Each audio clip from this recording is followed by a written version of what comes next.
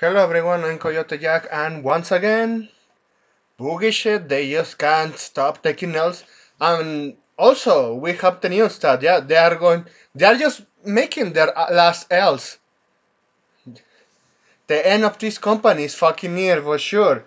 They are just pretty much telling you to Japan to go fuck themselves, despite that they try to profit from their own culture. Also, let's say they are pushing cultural appropriation. We already know this fucking tell.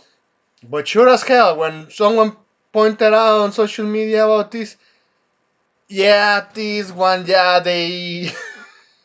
You have to be a fucking scumbag. And I really want to know the name of the piece of shit that did it. Because here's the headline: ASScreed Shadow's new release date is anniversary of the worst modern domestic terror attack in Japanese history. An otherworldly tone dev Ubislop moved towards Japanese culture. So, well, Ubisoft's handling of ASCII Shadows has sparked yet another controversy this time over its newly announced release date. The, the game, delayed twice already, is now slotted to launch on March 20 of current year, a date that marks the 30th anniversary of the Tokyo subway sarin attack. It was Shokwa Sara.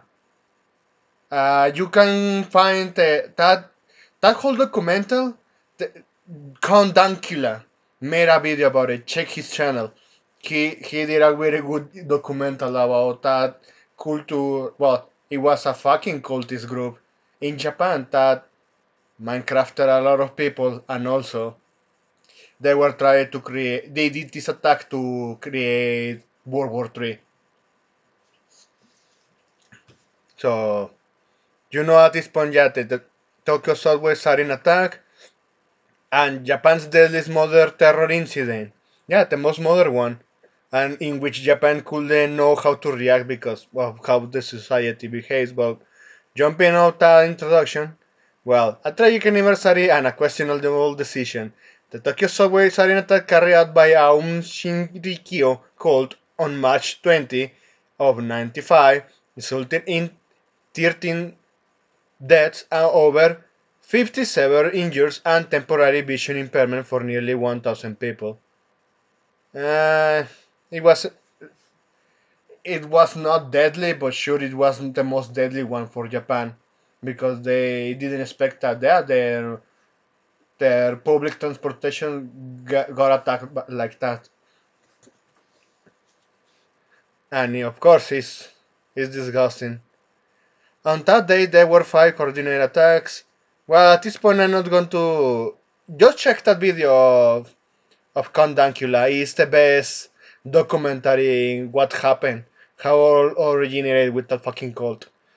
Well, for Ubislop, a company claiming to have undertaken extensive research into Japanese culture and history of foreshadows, again in which you play as a large black man hacking, slashing, and bunch-going his way through scores of Japanese people, the decision to release the game on this anniversary seems either shockingly ignorant or blatantly disrespectful, but because incompetence and malice they are not mutually exclusive. Given the gravity of the attack, the release date is an especially sore point for critics who have already accused Ubisoft of mishandling the game portrayal of Japan. So we already know the historical inaccuracies and cultural sensitivity. They did it with Tisoji.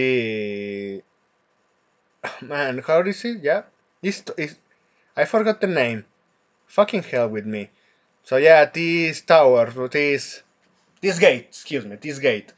This gate where this representation of being broken is the main example of one photograph of what was remaining on Hiroshima and Nagasaki when one of those gates broke like that. They were doing this disrespectful management. That's what they do. When you see, is for example, how Walkflix do the historical revisionism, and in the process, the main source of that information get intentionally disrespected. It's the same shit. So Ubisoft also faces tons of cultural backlash for promoting a statue of Yasuka Narue, the game Japanese film primarily posting from on top of a destroyed one-legged Torii gate. Yeah, that one. The symbolism of the one-legged Torii gate has significance to the Japanese people because it's so closely tied to an iconic image of the decimated city of Nagasaki after the atomic bomb was dropped on it in 1945. Yeah, that's one. Even to this day, there is that Torii gate still split in half. So they're telling you that they don't care at this point because this is the main headline that, well, the whole reason why that fuck up is because at this point they don't care anymore. Ubisoft sees me prepping for bankruptcy ahead of ASScreed Shadow release, as past failures spelled almost certain doom. So the end might be near for boogie shit. The year has barely started, and in Sinsa stock, the former giant of gaming industry is showing more signs of decline as it seemingly prepares for bankruptcy ahead of the release of ASScreed Shadows. In our previous article, we highlighted Ubisoft's abysmal credit rating, rooted in troubled financial metrics such as 1.4 billion net debt, plummeting market cap down to over 85% in the past 4 years, an unsustainable workforce of 18,666 employees, costing an estimated of 746.6 million annually. These indicators painted a bleak picture of a company teetering on the edge of financial ruin. So now on January 9, so 2 days ago, current year, Boogie announced that it is appointing leading advisors to review a pursuit of various transformational strategic capitalistic options to extract the best value for stakeholders. Yeah, just like I said, if they don't pay that people out, of course, Guillermo family are going to get Minecrafted. I know you think I was just exaggerating? Motherfucker, when you push someone towards the edge, towards money loss, what would you think is going to happen? What does this mean? On paper, it suggests Bullshit has hired consultants to address the company's strategy missteps from recent years. However, in practice, this must align more closely with preparations to sell off valuable assets such as intellectual properties like ASScreed, Far Cry, Rainbow Six, streaming rights, or other goods, and possibly edge closer to bankruptcy. In this one and Park Place, I thought you were making. Nah, they were just citing that. Anyway, uh, th- this news, you know what people highlighted that also it reminds me that it also I was one that witnesses from a certain company in the past. Probably you already know in the West THQ. I remember those for making Destroy All Humans, but I only heard the name. I couldn't play it. The games I played from them were Juiced games, the racing games. Juiced One, Juiced Two, Hot Import Nights, and what is that? Darksiders One and Two. And after Darksiders Two, yeah, that's when they finally announced and they were going out of business. And they did the same investment. And around that time, it wasn't because of wokeness. It was because, well, wokeness is also aligned with mismanagement, but in this case, it was pure mismanagement of resources, overspending so much fucking money on certain projects that couldn't sell to both customers and investors. They were a public traded company at the end of the day. And you know, yeah, I know people say, but THQ Nordic is their only name. THQ of current day is just someone else wearing a skin suit of that name. The people behind it left a long fucking time ago. And sure, THQ at least made someone, well, THQ Nordic in current day, they made something decent such as Breakfast, a racing game that actually I recommend. ASScreed, Boogie Shit doing this, they're preparing for sell those IPs because THQ had a lot of IPs they just some of them were straight at buried like you said, and since I'm someone that I like racing video games, that really hurt me to be honest. But it was expected, because let's not fool ourselves when it comes to licensing issues. Racing video games when you are using real life cars, the licensing it's a pain in the fucking ass. And that's something that happened to HQ. That's what that franchise is not coming back. Even they did like a pull bait and switch. They tried to cater to the street racing game with the first one, but put in like a calendar RPG racing game. They ditched that away for making something far more casual, and it didn't do any good for them. Despite that, yeah, the second entry was good, was decent in its own, but that's the reality. ASScreed, Far Cry, Rainbow Six. I was there when they were just Far Cry 2, Far Cry 3, Rainbow Six Vegas 1 and 2. Even I managed my way to find a copy on the 7th and play Rainbow Six 3, and the differences were there. And just because, yeah, this company, because of fucking mismanagement, they fuck it up. Wokeness just accelerated the process. And as we are hearing from these articles, they are just following the same steps as THQ. So could this be 10 for bullshit? Not even 1 month into 2025? Probably yes. They did this intentional delay and this ghoulish date. They don't care anymore. But from what I'm seeing, they really want to make some time just to prepare to pay the stakeholders that they really need to get paid, even if it's not the same value anymore. Still, they are going to get something because this fucking company is going to get scrapped this year.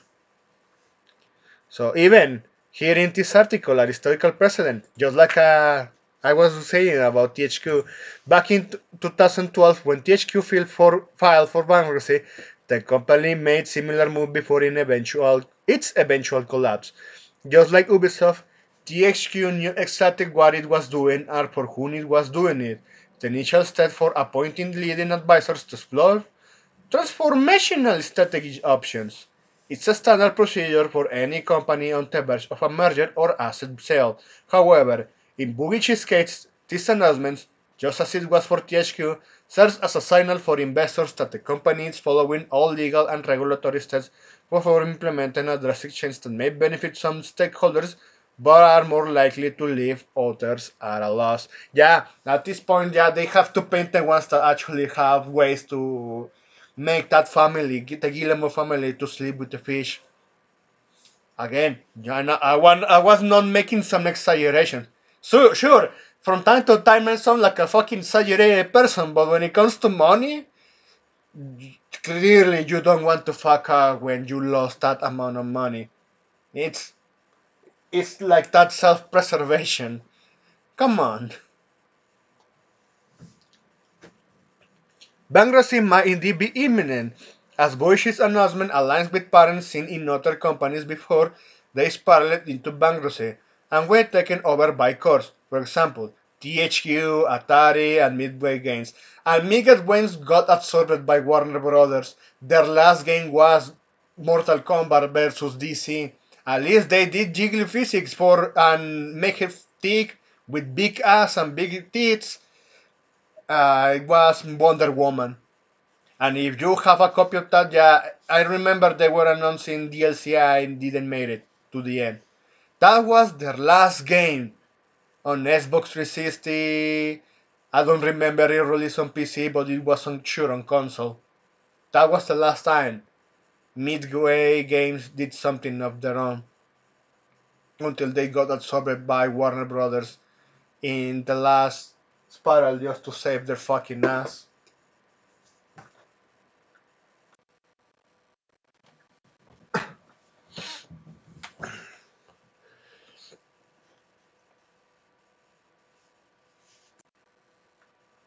So continue on. These steps often maintain a semblance of control and to prepare stakeholders for the inevitable. So what's Ubislop's aiming for?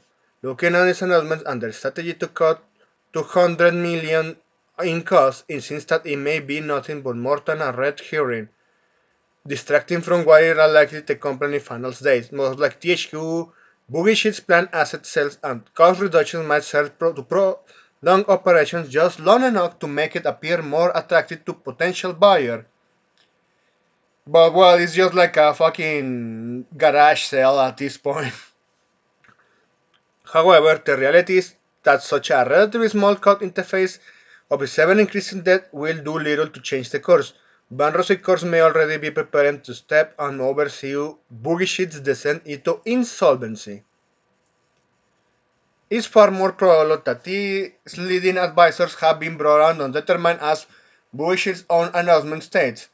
The quote-unquote best way to manage these situations that might involve minimizing losses for major stakeholders while ensuring that exclusives walk away with generous severance package. So yeah, the fucking stakeholders are going to take everything. They are the ones that will have their golden parachute, and yeah, it's done. Yeah, even look, all those employees that they were mentioning in this article, they are going to lose their job and probably they are not going to have a last paycheck. Can't say I feel sympathy for them because they were just working in woke ideologue dog shit ass products from this company. So that's it. I'm not going to bore you anymore. We already know with Soy Wars Outlaws, Skulls and Bones, Prince of Persia, and all of those. Yeah, Rainbow Six Siege. But my interesting concern, because it's not like, yeah, I'm so fucking concerned, but no, it's just like I found it interesting because at this point, what's going to happen with all those live services games? Or even, I bet those, since they were pushing for that launcher, even on fucking console, you play and now call Ubislop Connect, they had that online service to unlock in-game content because they were just profitable on how do you say data of those users, because it was like that you were sharing you had to make an account with Widget services to unlock that content, and that was from the PS3 era.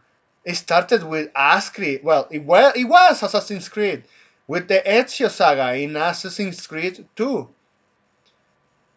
And some of those games, they do these connections. That content is, well, for console persons, they're fucked. PC, they're going to find a way if they really want to unlock that, but it's useless. It's just like probably one mission, one skin, and one gun, just like what they did with Splinter Cell. And what happened? But with the live services, Rainbow Six Siege immediately will shut down. The crew games, they didn't do the offline mode, despite they themselves in their own fucking channel announced that. The At this point they're done. Yeah, and those live services, well, people are going to have a lot of buyer's remorse when they eventually they can't actually use them. Well, that's what happens when you stick with bullshit for far too long. You get screwed up in the ass. That's it. Thanks for watching, and I hope you have a pretty good day. Please take care.